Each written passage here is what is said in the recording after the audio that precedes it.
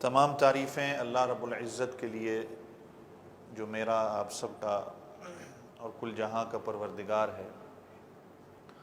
بے شمار بے حساب لا تعداد درود و سلام امام الانبیاء فخر دو عالم سید کائنات حضرت محمد الرسول اللہ سب کہتے ہیں صلی اللہ علیہ وسلم کی ذات اقدس پر، آپ کے گھر والوں پر، آپ کی اولادوں پر اور آپ کے تمام صحابہ پر۔ گزشتہ جمعہ آپ حضرات کے سامنے حضرت حذیفہ رضی اللہ عنہ کی حدیث جو ان سے روایت ہے وہ نقل کی میں نے کہ آپ صلی اللہ علیہ وسلم نے قیامت کے حوالے سے جو نشانیاں بتائیں، ان کی نشاندہی آپ صلی اللہ علیہ وسلم نے کی کہ فتنے کا دور، اور میں نے کہا تھا یہ وہی دور ہے کہ جس سے ہم گزر رہے ہیں۔ اکثر و بیشتر جن میں سے نشانیاں آپ کہیں کہ پوری ہو چکی ہیں، اور جو بڑی نشانیاں ہیں وہ بس رہ گئی ہیں ہمارے سامنے۔ یعنی یہ وہ دور چل رہا ہے کہ جہاں حق اور باطل کا فیصلہ نہیں کیا جا سکتا کہ حق پر کون ہے اور باطل پر کون ہے۔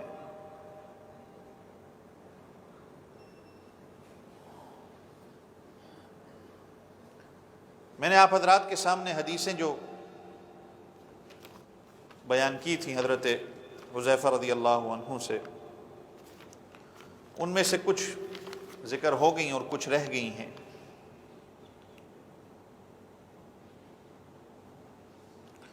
آپ صلی اللہ علیہ وسلم نے فرمایا کہ قیامت کی ایک نشانی یہ ہے کہ ہر جگہ سونا چاندی عام ہو جائے گا۔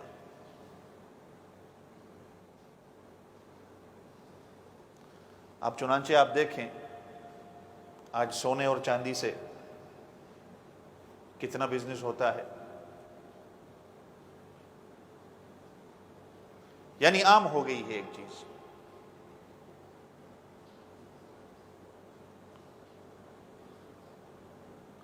اور ساتھ ساتھ آپ صلی اللہ علیہ وسلم نے فرمایا کہ سونے اور چاندی کی مانگ ہوگی۔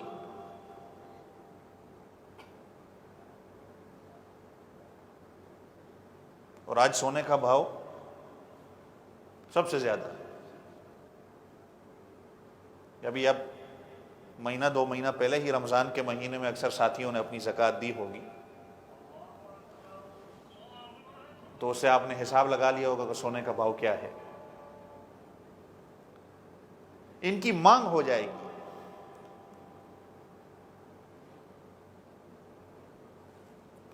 اس سے معلوم یہ ہوتا ہے کہ یہ وقت، یہ دور جو ہے یہ فتنے کا دور ہے۔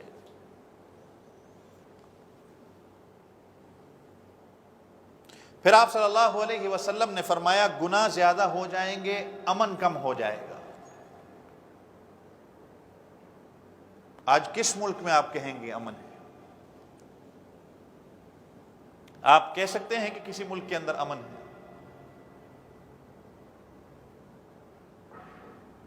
کہیں بھی امن نہیں ملتا، بلکہ میں یوں کہوں تو جو ملک امن کے دعوے دار تھے، ان ملکوں میں سب سے زیادہ اس وقت فتنہ اور فساد ہے۔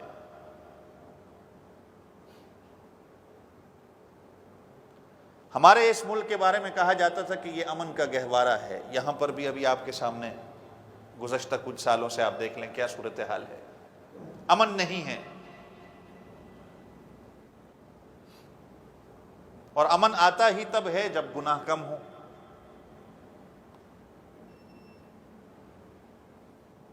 جب گناہ زیادہ بڑھ جاتے ہیں تو پھر امن وہاں نہیں رہتا، جس کی وجہ سے حضور پاک صلی اللہ علیہ وسلم نے فرمایا کہ امن کم ہو جائے گا، گناہ زیادہ ہو جائیں گے۔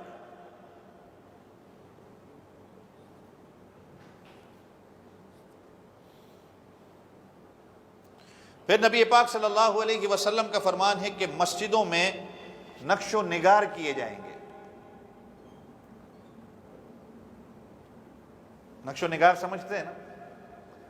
مسجدوں کو خوبصورت بنایا جائے گا، ایسی خوبصورتی کے ساتھ مسجدیں تیار کی جائیں گی، لیکن اس کے اندر نمازی نہیں ہوں گے۔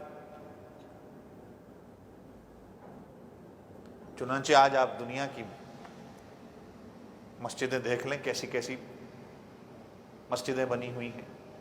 اگر آپ نے کبھی ترکی کا سفر کیا ہے، عرب ممالک کا سفر کیا ہے، مسجدوں کو جا کے دیکھیں، ملیشیا کا سفر کیا ہو، اور ملک ہیں،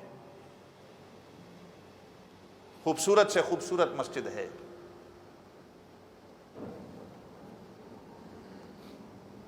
اور یہ دن بدن بڑھتا جاتا ہے کہ اس ملک کے اندر دنیا کی دوسری بڑی مسجد بنے گی، اس مسجد کے اندر یہ چیز آئے گی جو باقی مسجدوں کے اندر نہیں ہے، اس میں اتنے نمازی آ سکیں گے۔ آپ چاہے پوری دنیا کے لوگوں کے لیے بھی مسجد بنا لیں جس میں کروڑوں کے حساب سے لوگ آنے والے، آپ کہیں کہ جگہ کروڑوں کی ہے، کروڑ بندے بھی اس کے اندر کھڑے ہو سکتے ہیں، پھر بھی آپ کو نماز میں کوئی نظر نہیں آئے گا۔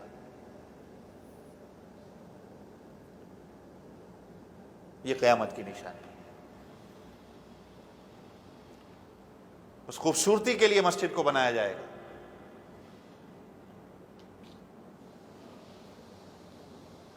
اور وہ سب سے پہلی حدیث یہی ہے کہ نمازوں کا اہتمام، میں نے جو پچھلے جمعے آپ حضرات کے سامنے ذکر کی تھی کہ پہلی حدیث کی قیامت کی نشانیوں میں یہی ہے کہ نمازوں کا اہتمام نہیں ہوگا۔ اور اب جا کر یہ بات آتی ہے کہ مسجدوں کو صرف نقش و نگار کے لیے بنایا جائے گا، دنیا کی خوبصورت ترین مسجد بن گئی ہے، بس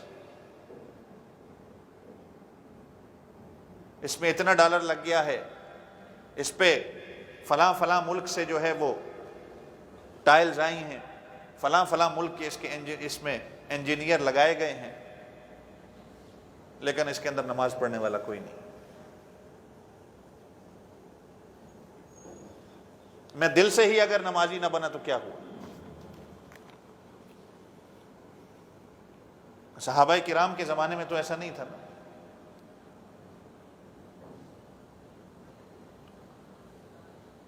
پھر آپ صلی اللہ علیہ وسلم نے یہی اسی حدیث کے زمرے میں فرمایا کہ اونچے اونچے مینار بنیں گے، مسجدوں میں نقش و نگار جو کیا جائے گا، اونچے اونچے مینار ہوں گے، دل لوگوں کے ویران ہو جائیں گے۔ میں نے 2 جمعہ پہلے آپ حضرات کے سامنے کہا تھا کہ آپ صلی اللہ علیہ وسلم نے جہاں قیامت کی نشانیوں کا ذکر کیا، ایک طرف بتایا کہ مسلمانوں کا قتل عام ہر جگہ ہوگا، اور دوسری حدیث میں آپ صلی اللہ علیہ وسلم نے فرمایا کہ قرآن کی صرف رسم باقی رہ جائے گی، اسلام کا صرف نام باقی رہ جائے گا۔ مساجدہم عامرۃ وہی خرابہم من الہدی، مسجدیں ویران ہو جائیں گی اور ہدایت سے خالی ہو جائیں گی۔ یہ وہی چیز آپ صلی اللہ علیہ وسلم فرما رہے ہیں، یعنی یہ ہدایت کا ذریعہ جہاں سے مسلمانوں کو ملنا تھا، وہاں ہدایت نہیں ہوگی۔ پھر آپ صلی اللہ علیہ وسلم نے فرمایا کہ شرابیں عام پیے جائیں گی، عام شراب عام ہو جائے گی۔ چنانچہ اب مسلم ہے، غیر مسلم ملک ہے، اب اس کی میں کیا تفصیل آپ حضرات کے سامنے کروں، آپ پڑھے لکھے ہیں، جانتے ہیں کہ شراب اس وقت کیسے عام ہے۔ پھر آپ صلی اللہ علیہ وسلم نے فرمایا کہ شرعی سزاؤں کو معطل کیا جائے گا، جو شریعت نے سزا رکھی ہوئی ہے وہ معطل ہو جائے گی، جو اللہ کا حکم ہے۔ اب آپ کو پتہ ہے شرعی سزاؤں کا، جس نے چوری کی ہے اس کی کیا سزا ہے، جس نے قتل کیا ہے اس کی کیا سزا ہے، جس نے زنا کیا ہے اس کی کیا سزا ہے، لیکن یہ شرعی سزائیں نہیں ہوں گی۔ اور آج ہم دیکھ رہے ہیں شرعی قانون کو آہستہ آہستہ دنیا کے اندر جن ملکوں میں کئی نام اگر اس کا باقی ہے بھی تو اس کو آہستگی سے ختم کیا جا رہا ہے کہ صاحب یہ تو بڑا ظلم ہے، یہ اسلام کے جو قانون ہے یہ تو بڑے جابر اور وحشتناک اور دردناک عذاب لوگوں کو آپ دنیا کے اندر دیتے ہیں، یہ کیسی سزا ہے کہ جس نے چوری کی ہے اس کا ہاتھ کاٹا جائے، جس نے قتل کیا ہے اس کو بھی قتل کیا جائے؟ یہ کیسی سزا ہے کہ جس نے زنا کیا ہے اس کو پتھر مارے جائیں، اس کو کوڑے مارے جائیں، جس نے شراب پی ہے اس کو کوڑے مارے جائیں؟ یہ تو بہت بڑی سزا ہے۔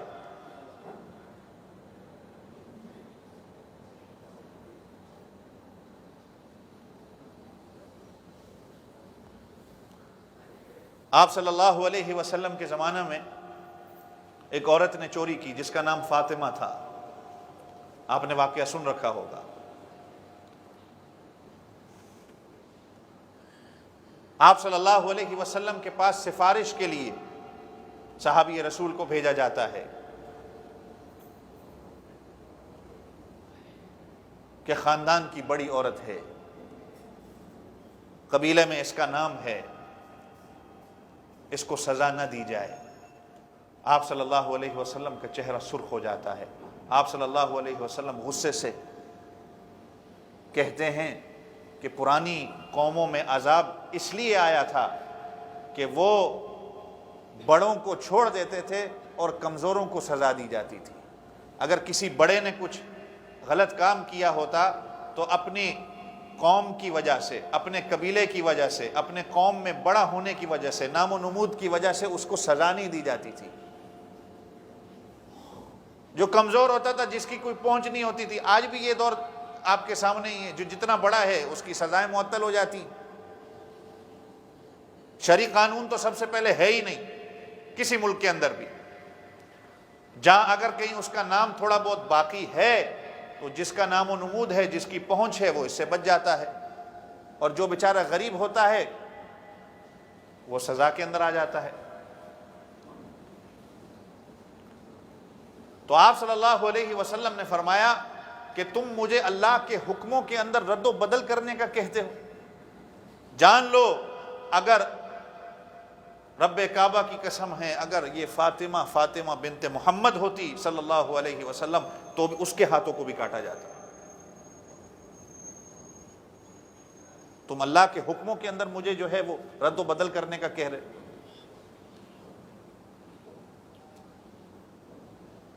پھر آپ صلی اللہ علیہ وسلم نے فرمایا کہ لونڈی اپنے آقا کو جنے گی، کنیز جو ہوتی ہے وہ اپنے آقا، اپنے ماسٹر کو جنے گی۔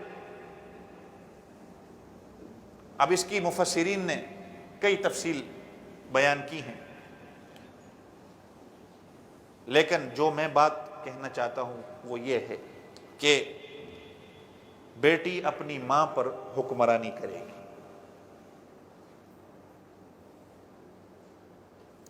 یعنی بیٹی اپنی ماں کے ساتھ ایسا سلوک کرے گی جیسا آقا اپنی کنیز کے ساتھ، اپنی لونڈی کے ساتھ کیا کرتا تھا، بیٹی اپنی ماں کے ساتھ ایسا سلوک کرے گی۔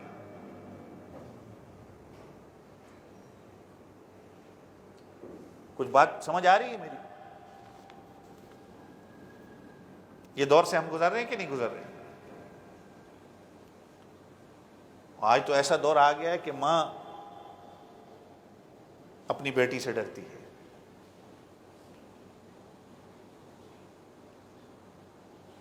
اپنی بیٹی کے موڈ سے ڈرتی ہے، کہیں اس کا موڈ نہ خراب ہو جائے۔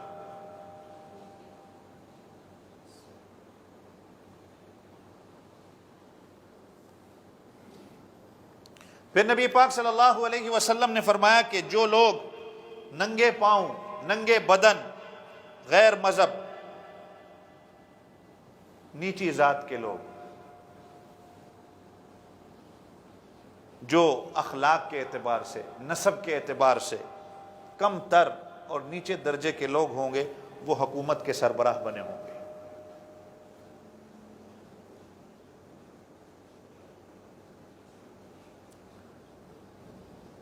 اگر آپ دنیا کی تاریخ جانتے ہیں، اگر آپ نے کہیں پڑھا ہو تو کئی لوگ آپ کو اس طرح کے مل جائیں گے اس وقت جو دنیا میں حکومت کر رہے ہیں، ان کے دادا پردادا ایسے تھے کہ جن کے پاس کھانے پینے کو کچھ نہیں تھا، اور آپ صلی اللہ علیہ وسلم نے فرمایا کہ ننگا پیر، جن کے پیروں میں جوتی تک نہیں تھی، ایک وقت آئے گا کہ یہ حکومت ان کے پاس ہوگی اور دنیا کے امیر ترین لوگ ہوں گے۔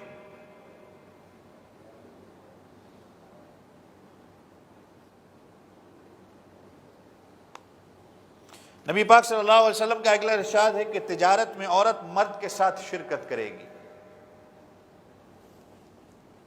عورتیں زندگی کے ہر کام کے اندر مردوں کے شانہ بشانہ چلنے کی کوشش کریں گی. یہ آج آپ کے سامنے ہے سارا، کہ عورت کو ایسے حقوق دیے جائیں کہ وہ مرد کے برابر ہو.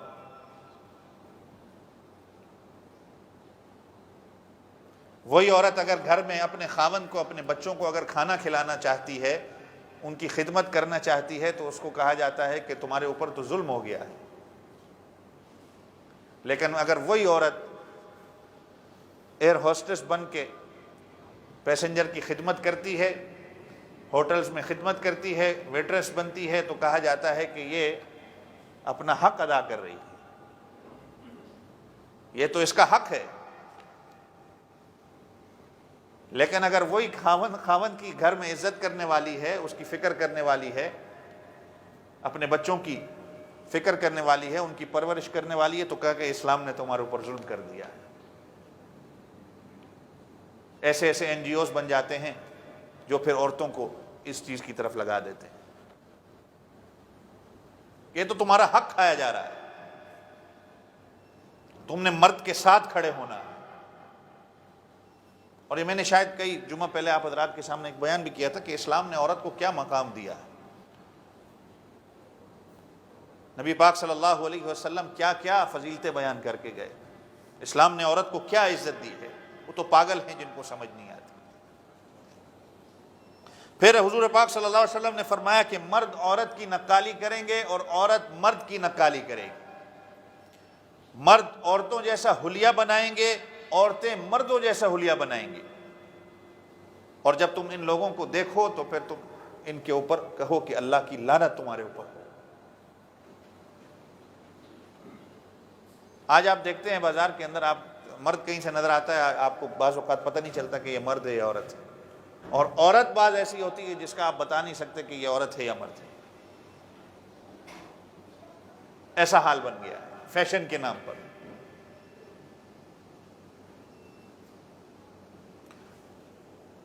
مرد کو حکم دیا گیا ہے کہ اس کی شلوار کے ٹخنے پونچے جو ہیں وہ اپنے ٹخنوں سے اوپر ہوں. اور آج فیشن الٹا ہو گیا ہے کہ عورت کا نیا فیشن جو ہے اس کی پینٹس یا جو ازار ہے وہ ٹخنوں سے اوپر ہوتی ہے اور مرد کی نیچے سے نیچے جا رہی ہے. یہ فیشن ہے. اور اگر مرد اوپر رکھتا ہے تو کہتے ہیں کہ یہ دیکھو جی یہ صوفیہ آ گیا بڑا. پینٹ نیچے ہونی چاہیے. اور اگر عورت کی نیچے ہو ٹخنوں سے تو اس کو عیب سمجھا جاتا ہے. وہ جتنی اوپر ہوگی وہ زیادہ اچھا ہے. یہ ساری چیزیں ہیں. پھر حضور پاک صلی اللہ علیہ وسلم نے فرمایا کہ غیر اللہ کی قسمیں کھائی جائیں گی. قسم تو صرف، میں نے آپ کے سامنے پہلے بھی بیان کیا تھا، قسم صرف اللہ کی ہوتی ہے، اس کے علاوہ اور کوئی قسم نہیں.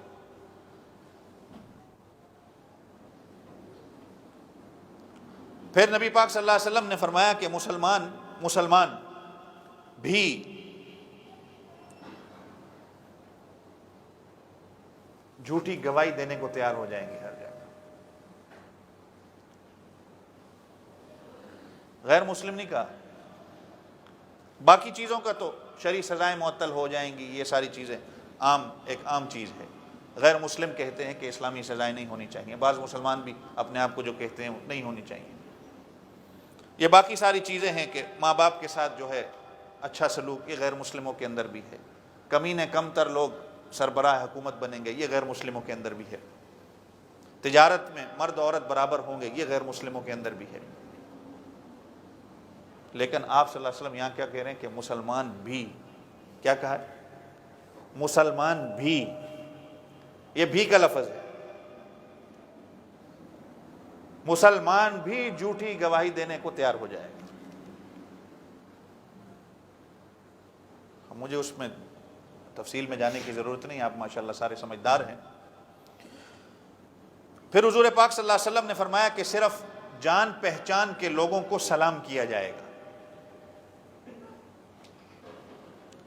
اگر راستے میں کہیں سے گزر کسی کا ہو تو صرف جس کے ساتھ جان پہچان ہو تو اس کو سلام کرتے ہیں لوگ. پہلے تو ایسے ہوتا تھا نا کہ لوگ سلام کرتے تھے نہ جان پہچان بھی نہ ہو. اب کوئی راستے سے، بلکہ اب کچھ ٹائم پہلے چلے جائیں کہ راستے سے کوئی گزرتا تھا نا تو لوگ اتنا تک کر دیتے تھے، لیزی ہو گئے بس، یوں کسی کو دیکھ لیا نا تو یوں. اب تو ویسے ہی سلام کرنا جو ہے وہ بیماری کا سبب بن جاتا ہے، تو سینے پہ ہاتھ رکھ لیتے ہیں لوگ. کم سے کم اتنا لوگ کرتے تھے دور سے نا. پھر ایک دور آیا کسی کو دیکھا تو بس جو ہے نا لیزی اتنے ہو گئے تو بس یوں کر دیا. ابھی کسی کو دیکھتے ہیں نا تو یہ جو یہ اوپر کر دیتے ہیں، دور سے دیکھ لیا تو بس یہ ہو گیا. حضور پاک صلی اللہ علیہ وسلم نے فرمایا کہ جس کے ساتھ جان پہچان ہے اسی کو سلام کیا جائے گا. اب جان پہچان ہو بھی ہاتھ کوئی نہیں اٹھاتا، بس عادت نہیں ہے، بس دور سے دیکھ لیا، اب کون اس کو ہاتھ اٹھائے، اس کے پاس کون جائے، بس یہیں سے کر دیا، بات ختم ہو گئی. لیکن حضور پاک صلی اللہ علیہ وسلم کیا فرما رہے ہیں؟ السلام علی من عرفت ومن لم تعرف. سلام اس کو کرو جس کے ساتھ جان پہچان ہے یا جس کے ساتھ جان پہچان نہ بھی ہو. اس کی عادت بنایا کریں.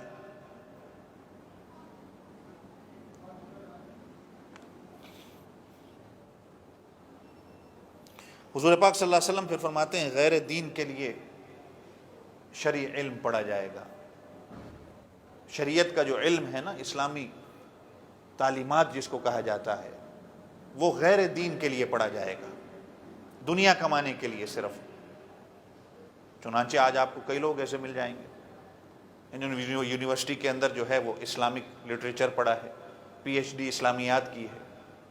وہ صرف اور صرف، میں یہ ہر کسی کو نہیں کہتا، لیکن صرف اور صرف یہ حدیث میں آیا ہے کہ اس لیے پڑھا جائے گا کہ اس کے ذریعے دنیا کمائی جائے، کہ میرا ایک نام اس کے اندر بھی ہو کہ میں نے اسلامک لٹریچر پڑھا ہے یا اس کے اندر میں نے کوئی پی ایچ ڈی کی ہے. دین کے لیے نہیں، دنیا کے لیے.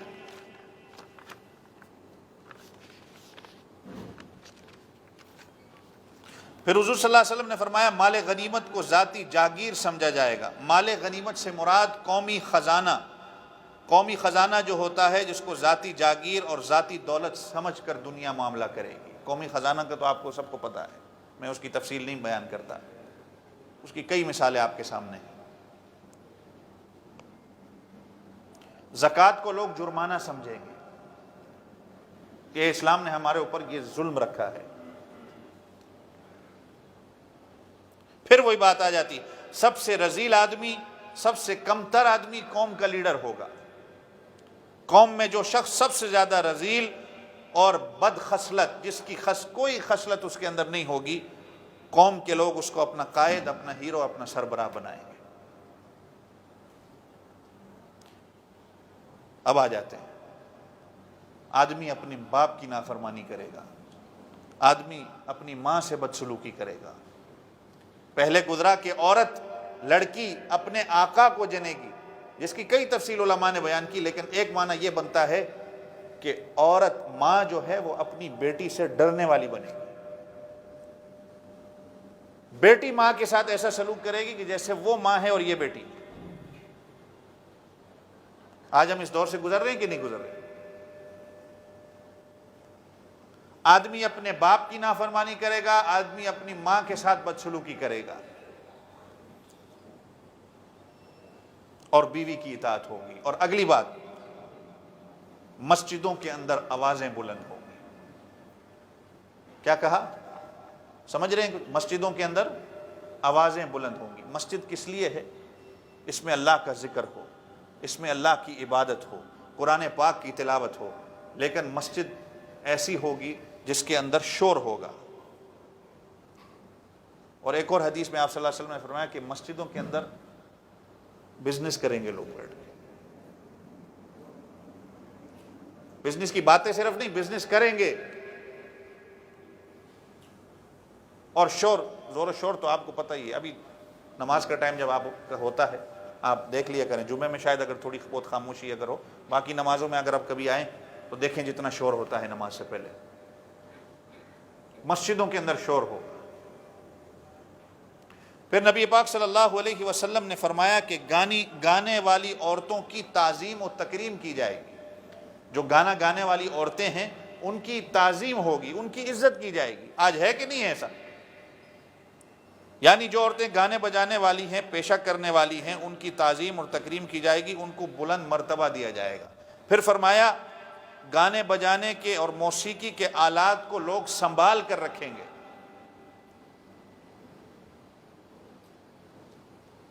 پھر نبی پاک صلی اللہ علیہ وسلم نے فرمایا کہ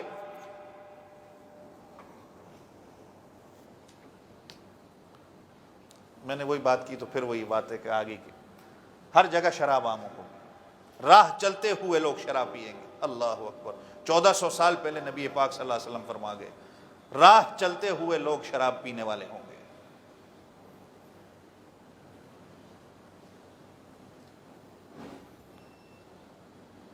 ظلم کو فخر سمجھیں گے لوگ. کسی کے خلاف ظلم ہوا لوگ کہیں گے یہ فخر ہوا. اور انصاف بکنے لگے گا، یعنی عدالتوں میں انصاف فروخت ہوگا، لوگ پیسے دے کر انصاف کو خریدیں گے.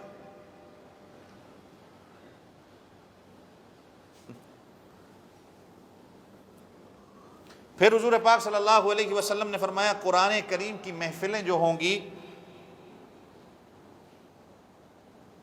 وہ موسیقی کے بدلے میں کی جائیں گی. جس طرح موسیقی کے بدلے میں پروگرام کیے جاتے ہیں نا، موسیقی کے پروگرام ہوتے ہیں آج دنیا میں ہے اس طرح. جس طرح موسیقی والوں کی ایک بولی لگتی ہے، ان کا ایک سٹیج سجایا جاتا ہے، اسی طرح قرآن موسیقی کے بدلے پڑھا جائے گا. اس کے ذریعے ترنم اور مزہ حاصل کریں گے لوگ، یعنی دل میں اثر نہیں کرے گا ان کے. قرآن کا جو مقصد ہوگا ایک لطف اندوز ہونے کے لیے انٹرٹینمنٹ کے طور پر قرآن پاک کی محفلیں ہوں گی.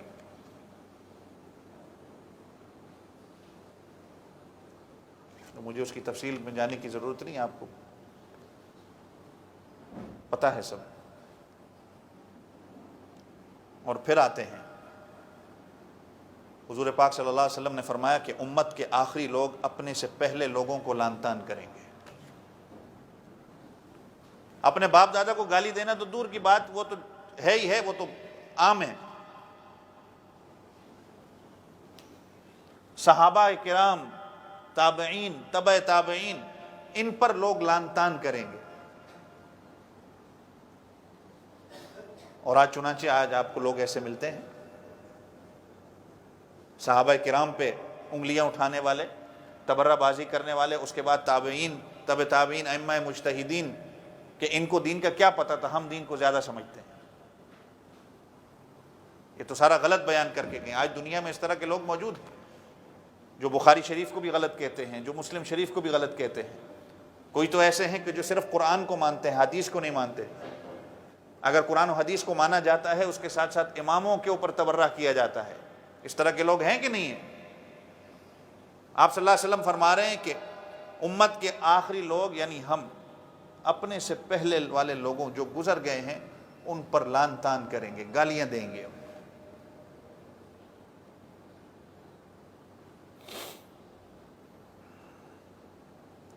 یہ ساری چیزیں جو آپ حضرات کے سامنے ذکر ہوئی، آپ صلی اللہ علیہ وسلم نے یہ ساری چیزیں فرما کر آپ صلی اللہ علیہ وسلم نے فرمایا جب یہ عام ہو جائے گا، جب یہ عام ہو جائے گا تو سمجھ لینا کہ پھر اللہ کی طرف سے تمہارے اوپر سرخ آندھی چلے گی. اللہ کی طرف سے سرخ آندھی چلے گی، زلزلے آئیں گے، لوگوں کی صورتیں تبدیل ہوں گی، آسمان سے پتھر برسیں گے، اللہ تعالیٰ کی طرف سے کوئی نہ کوئی عذاب تمہارے اوپر مسلط ہوگا. میں نے جیسے کہا نا، یہ آسان، یہ عام دور نہیں ہے، یہ ہم اسی دور کے اندر سانس لے رہے ہیں. یہ جتنی نشانیاں میں نے بیان کی 72 کی 72، اس کے علاوہ ایک اور حضرت علی رضی اللہ عنہ سے روایت ہے جس کے اندر 15 روایتیں، 15 نشانیاں آپ صلی اللہ علیہ وسلم نے بیان کی. وقت نہیں ہے کہ 15 چیزیں اگر عام ہو جائیں تو سمجھ لینا کہ قیامت تمہارے اوپر برپا ہوگی.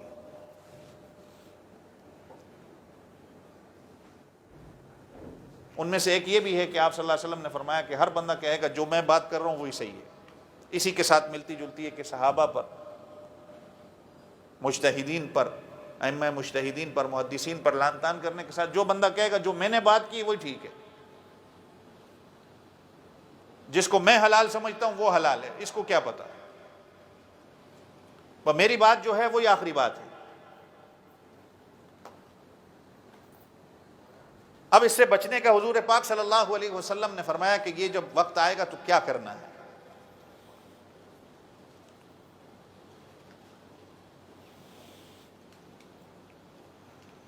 جہاں جہاں ہم اپنے ایمان کی حفاظت کرتے ہیں وہاں ہم اپنے اولادوں کی ایمان کی بھی حفاظت کریں۔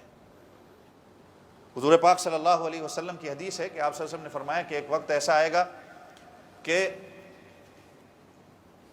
میں نے پچھلے جمعے بھی جیسے بات کی، جو کھڑے ہونے والا بندہ ہوگا نا، جو کھڑا ہوا ہوگا وہ چلنے والے سے بہتر ہوگا، اور جو بیٹھا ہوا بندہ ہوگا وہ کھڑے ہونے والے سے بہتر ہوگا۔ یعنی کہ وہ فتنے کو جب دیکھے گا، اگر وہ اپنی جگہ کھڑا رہا تو ٹھیک ہے، لیکن اگر اس نے اس فتنے کے اندر کچھ اپنی بات کرنے کی کوشش کی، کچھ ہاتھ بٹانے کی کوشش کی، وہ اس فتنے کے اندر آ جائے گا۔ اور اگر جو کھڑا کھڑا بھی دیکھ کر کہے کہ میں اس کی کچھ مدد کر سکتا ہوں اس فتنے کے اندر، تو وہ اس فتنے کے اندر خود مبتلا ہو جائے گا۔ اور پھر آپ صلی اللہ علیہ وسلم نے فرمایا کہ قیامت سے پہلے بہترین شخص وہ ہوگا کہ جس کے پاس سب سے زیادہ بکریاں ہوں گی، یہ ریوڑ اس کے پاس ہوگا، اور وہ جا کر کسی گاؤں کے اندر، ایسی جگہ کے اندر جا کر اکیلا زندگی بسر کرنے والا ہوگا، شہر کی زندگی سے دور ہوگا، اس کو پتہ نہیں ہوگا شہر کے اندر کیا کتنے فتنے فساد ہو رہے ہیں، یہ دنیا کے اندر سب سے بہترین آدمی ہوگا۔ اور یہ جو مال اس کے پاس، جو بکریوں کا آپ صلی اللہ علیہ وسلم نے فرمایا، یہ مال جو اس کے پاس ہوگا یہ دنیا کا بہترین مال ہوگا، اس لیے کہ یہ فتنے سے محفوظ ہوگا۔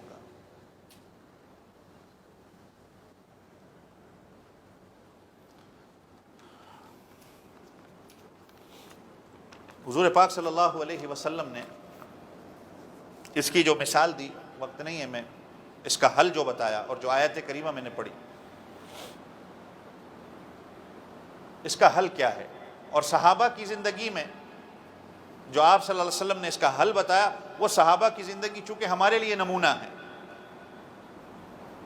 اللہ نے وہ دور دکھایا کہ صحابہ کے درمیان بھی اگر کچھ اختلافات پیدا ہوئے تو اس کا حل اللہ نے جو اس وقت بتایا وہ آج کے میرے اور آپ کے لیے قابل نمونہ ہے کہ ہم اپنی زندگی کس طرح بنائیں۔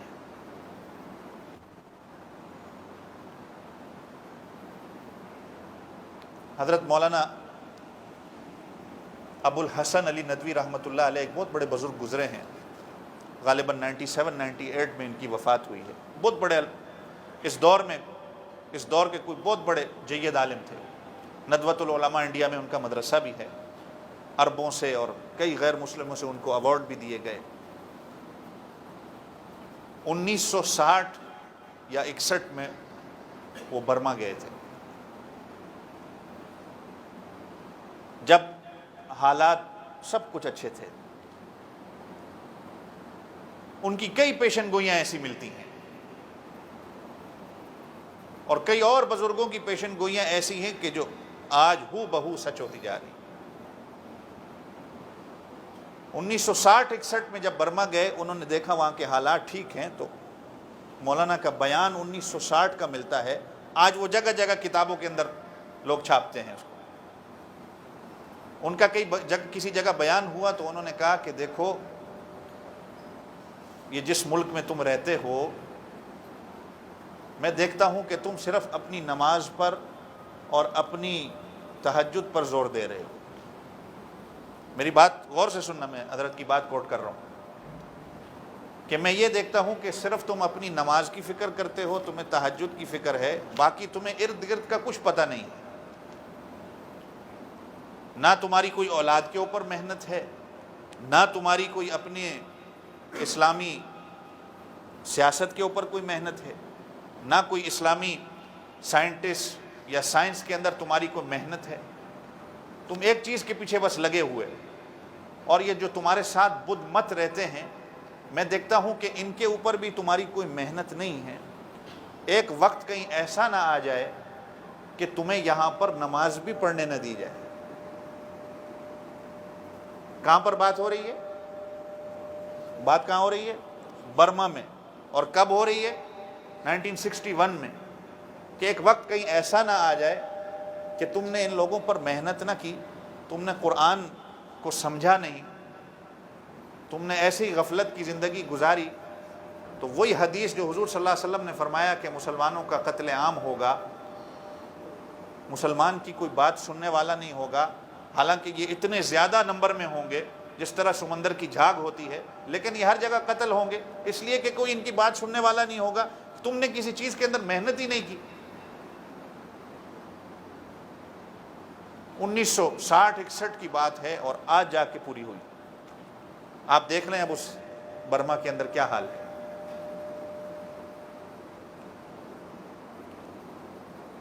یہی حال میرا اور آپ کا ہے. اس وقت بھی لوگوں نے مولانا کی بات کو ایک عام نصیحت کے طور پہ، کہ ایسے ہی جیسے عام، جیسے ہم کہتے ہیں نا مولوی صاحب، مولوی دا تے کم ہی ہے بولنا، ہر جمعے والے دن کچھ 5-10-15 منٹ بولے گا، لوگ چلے جائیں گے اپنے اپنے گھروں کے، اس کی بات پلے کس نے باندھنی ہے؟ 20-30 سال سے ایک مولوی سنا رہا ہے، وہ چلا جائے گا، دوسرا آ جائے گا، اس نے چلے جانا ہے، تیسرا. ان کا تو کام ہی ہے بولنا. 1960 میں کہی ہوئی بات آج جا کے ان کی پوری ہو رہی ہے کہ کسی نے بات کو سیریس نہیں لیا. اور میں تو پیشن گوئی نہیں کرتا، میری کیا چھوٹا منہ اور بڑی بات، میں تو آپ سے بھی کمتر ہوں. لیکن وقت ایسا آنا ہے، کیونکہ حضور صلی اللہ علیہ وسلم نے فرمایا کہ یہ جس دور سے ہم گزر رہے ہیں نا، یہ کوئی آسان دور نہیں ہے. اور